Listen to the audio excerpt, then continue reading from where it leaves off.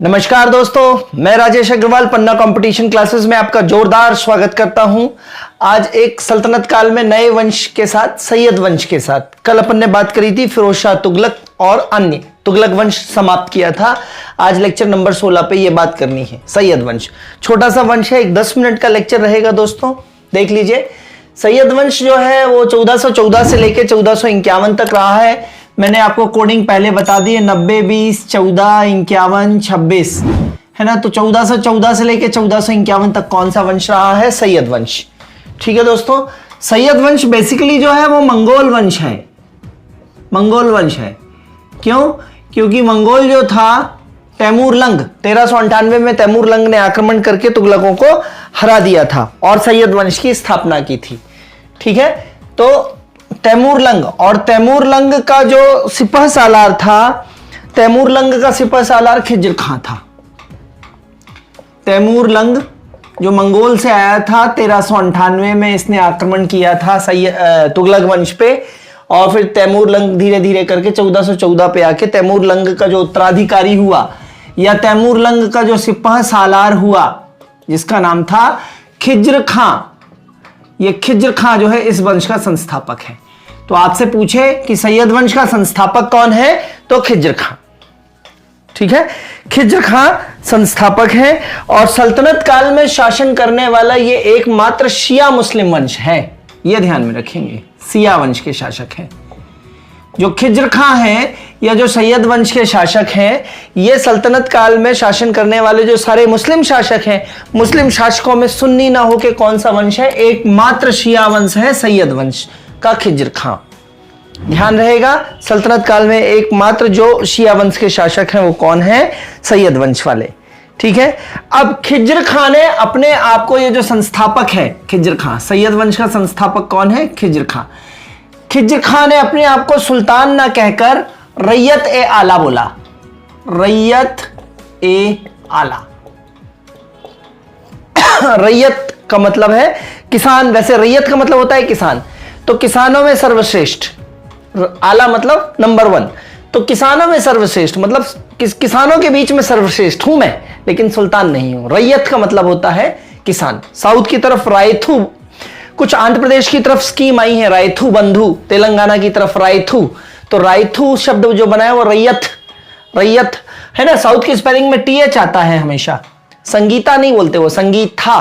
विनीता नहीं बोलते, विनीता है ना। तो रायथू, रायथू मतलब किसान, तो किसानों के बीच में आला। तो रैयत और आला की उपाधि किसने ली है? खिज्र खां ने। इंपॉर्टेंट है, ध्यान देंगे दोस्तों।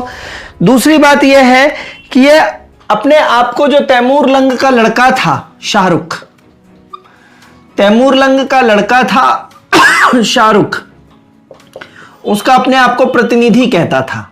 कौन? खिज्र खां।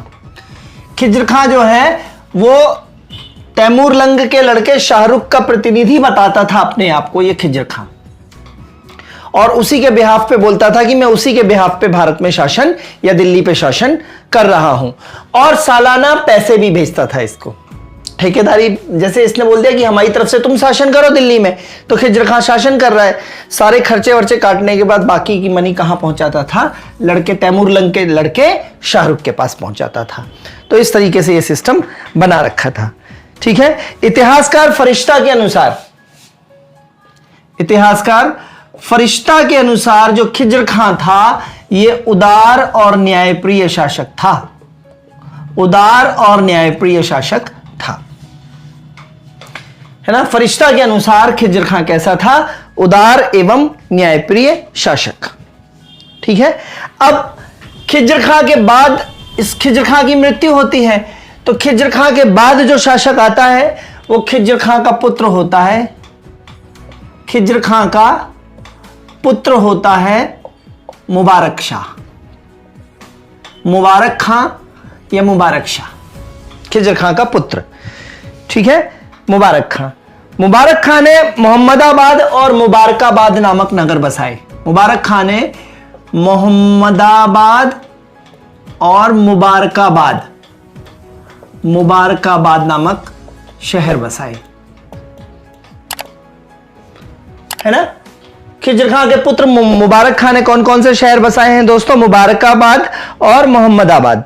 ये दोनों शहर कहां पे बसाए हैं? यमुना यमुना किनारे, दिल्ली में यमुना किनारे ये दोनों शहर बसाए हैं। ठीक है। याहिया बिन सरहिंदी को इसने राज्याश्रय दिया था। एक विद्वान था याहिया बिन सरहिंदी। याहिया बिन सरहिंदी को इसने जो है अपने यहां राजाश्रय दिया था, अपने राजपाट में आश्रय दिया था। और इसी याहिया बिन सरहिंदी ने एक किताब लिखी है तारीख ए मुबारक शाही। ये याद रखना है आपको। कौन सी बुक लिखी है इसने? तारीख ए मुबारक शाही। तारीख ए मुबारक शाही किसके ऊपर लिखी गई किताब है? मुबारक खां के ऊपर। किसने लिखी है? याहिया बिन सरहिंदी। बड़ा नाम है, ध्यान दीजिएगा।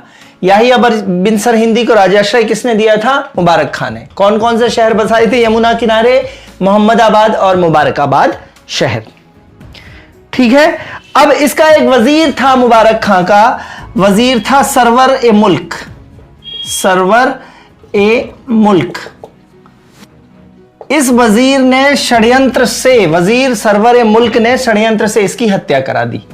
तो हत्या करा दी किसने? वजीर ने। क्या करा दी? हत्या करा दी। वजीर सरवर ए मुल्क ने हत्या करा दी। कब करा दी? जब ये मुबारकाबाद शहर बन गया था तो इसका इंस्पेक्शन करने के लिए, इसको देखने के लिए गया था मुबारक खां। तो मुबारक खां को इसी मुबारकाबाद शहर के इंस्पेक्शन के समय जब देखने गया था, उसी समय इसने षड्यंत्र से हत्या करा दी सरवर ए मुल्क ने, है ना। और गद्दी पर अब कौन बैठा है? मोहम्मद शाह। मोहम्मद शाह कौन बैठा है दोस्तों गद्दी पे? मोहम्मद शाह। मोहम्मद शाह कौन है? भतीजा है इनका। किसका भतीजा है? मुबारक खां का। क्या कहानी समझ में आ रही है? मुबारक खां के बारे में इतनी सारी चीजें हैं, ये सारी याद कर लेनी है आपको। फिर वजीर सरवर मुल्क ने षड्यंत्र से हत्या करा दी मुबारक खां की, और उसका मुबारक खां का भतीजा जो है वो मोहम्मद शाह जो है वो दिल्ली की गद्दी पे बैठा सैयद वंश की तरफ से। ठीक है। और मोहम्मद शाह के बारे में एक बात यह है कि यह सुल्तान बना, लेकिन इस समय तक बहलोल लोदी प्रभावी हो गया था। बहलोल लोदी जो इसके समय सिंध का सूबेदार था। बहलोल लोदी कहां का सूबेदार था जी? सिंध का सूबेदार था। तो बहलोल लोदी प्रभावी हो गया इसके समय तक। किसके समय तक? मोहम्मद शाह के समय तक। ठीक है। तो बहलोल लोदी प्रभावी होने लगा था। अब मोहम्मद शाह की मृत्यु के बाद अलाउद्दीन आलम शाह, इसकी मृत्यु हो जाती है जी, और अलाउद्दीन आलम शाह गद्दी पे बैठता है। है ना। इस मोहम्मद शाह की मृत्यु के बाद कौन गद्दी पे बैठता है? अलाउद्दीन आलम शाह सुल्तान बनता है। लेकिन इसकी अपने वजीर, जो इसका वजीर रहता है हमीद खां, वजीर जो है हमीद खां से इसकी अनबन रहती है। इसकी किसकी? जो अगला मोहम्मद शाह के बाद अगला शासक बनता है अलाउद्दीन आलम शाह। इस अलाउद्दीन आलम शाह की अपने वजीर हामिद खां से क्या रहती है? अनबन रहती है। तो कायदे से तो वजीर को भगा देना चाहिए था इसको, लेकिन यही दिल्ली की गद्दी छोड़ के चला जाता है बदायूं।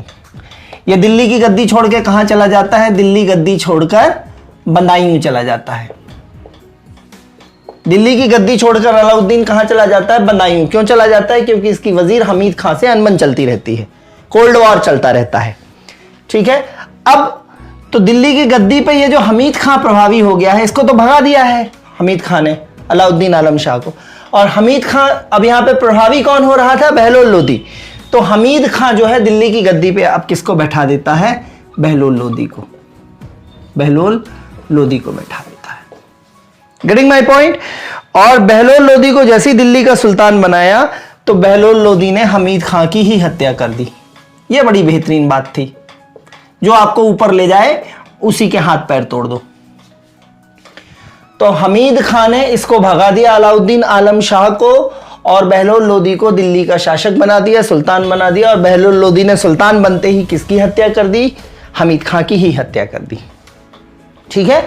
और इस तरीके से यहां पे लोदी वंश की स्थापना हो जाती है 1451 में। ठीक है दोस्तों। तो ये आपको क्लियर हुआ। ये कुल मिला के ये सैयद वंश है, शिया वंश है, संस्थापक खिज्र खां है। इसकी कोडिंग याद रख लीजिए, मैं आपको बता देता हूं है ना, कोडिंग यहां पे लिखे देता हूं मैं। ये सारे शासक हैं जी, तो यहां पे कोडिंग लिखे देता हूं मैं। खिज्र को मुबारक हो, खिज्र को मुबारक हो मोहम्मद का आलम, खिज्र को मुबारक हो मोहम्मद का आलम, मोहम्मद का आलम। हमीद को मारकर, हमीद को मारकर आया बहलोल का शासन, बहलोल का शासन। बस इसके शासक ही क्रम से याद रखना है।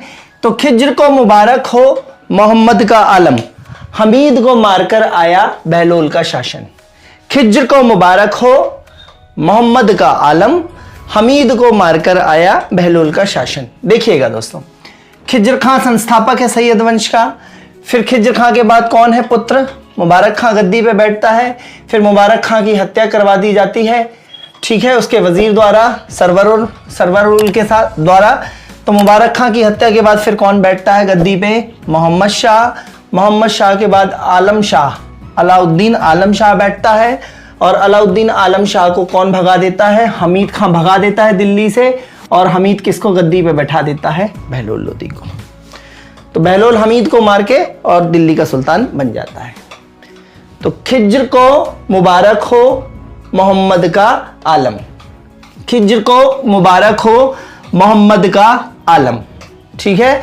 और हमीद को मारकर आया बहलोल का शासन। तो इस तरीके से सैयद वंश की कोडिंग हो जाती है। बहुत छोटा सा वंश है, 1414 से लेकर 1451 तक, इतना ही याद रखना है, ठीक है। मंगोल वंश है ये बेसिकली। तैमूर लंग के जो उत्तराधिकारी हैं शाहरुख, और शाहरुख की तरफ से शासन कौन करता था? खिज्र खां, ठीक है दोस्तों। तो यहां तक बात हो गई अपनी गुलाब खिले तो सूंघ, सूंघ मतलब सैयद वंश। और कल से बात शुरू होगी लोधी वंश की, बहुत इंपॉर्टेंट लोधी वंश। इसमें लोधी वंश में 3 शासक रहेंगे। बसई, बसई बंबई में एक इलाका है बसई। बहलोल लोधी, सिकंदर लोधी और इब्राहिम लोधी। और इब्राहिम लोधी को कौन हराता है? बाबर। और फिर किस वंश की स्थापना होगी जी? मुगल वंश की स्थापना होगी। तो इसी उत्साह के साथ बढ़े चलिए, बहुत आनंद आ रहा होगा, आशा है आपको।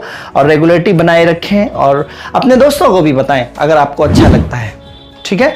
और लेक्चर को लाइक, सब्सक्राइब, शेयर जरूर करते जाएं, ये कहने की कोई बात ही नहीं है। कल फिर मिलते हैं, तब तक के लिए धन्यवाद, गुड बाय, जय हिंद दोस्तों।